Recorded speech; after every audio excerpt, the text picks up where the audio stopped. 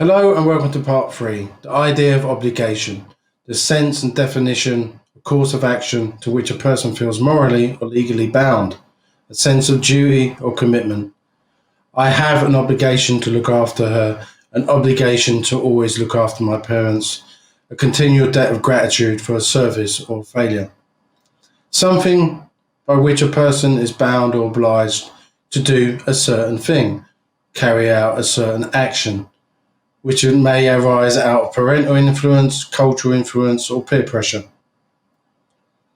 I see obligations as hardwired behaviours and belief systems, mainly unconscious, mainly out of our awareness,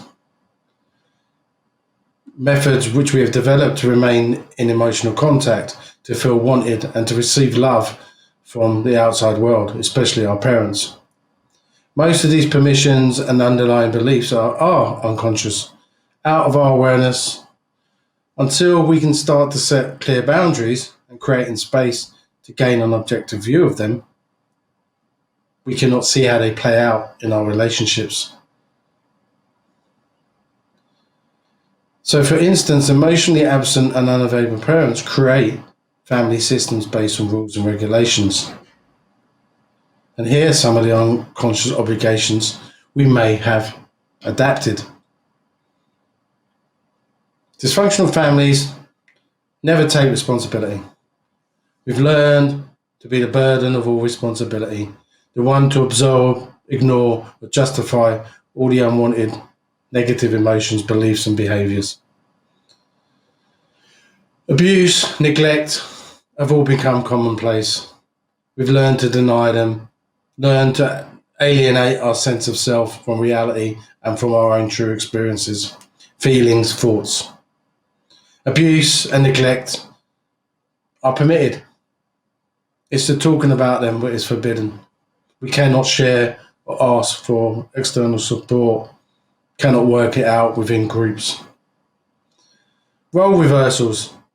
People take up accepted roles where we're not allowed to be a child, be spontaneous, creative, obliged to take adult tasks without the mature cognition or emotional stability or wisdom to perform these tasks. We become like a parentified child, held to unattainable levels of perfection, to be rewarded or acknowledged or denied. The idea of a one good deed goes a long way, if we have not developed a sense of gratitude and self-soothing mechanisms to soothe ourselves for our own good deeds. We feel we have to learn to become beholden and indebted to anyone who has performed a good deed, regardless of how many good deeds we have given to them. It's forever used against us, telling us how selfish we are and ungrateful for that one good deed they did for us. So it does not matter how many good deeds, tasks, actions we've done for them, and we are forever being told how bad we are. Continually being told to sacrifice our needs, our desires, our dreams to fulfill our parents' dreams, keep them happy.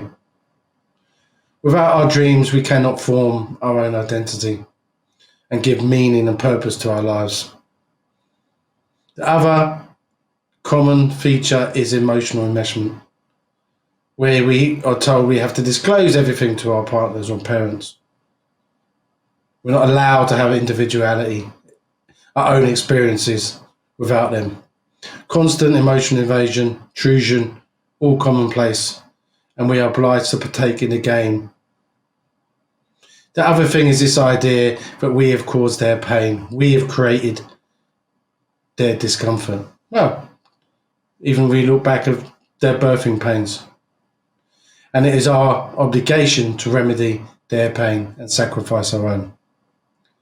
So again, I hope these examples help and expose some of the underlying roles, routines and behaviours we have unconsciously adapted to stay safe, survive and remain in contact with our partner or parents. We have unconsciously created a fantasy, a place where we feel loved and cared for, regardless of the illusionary aspects of the dynamics.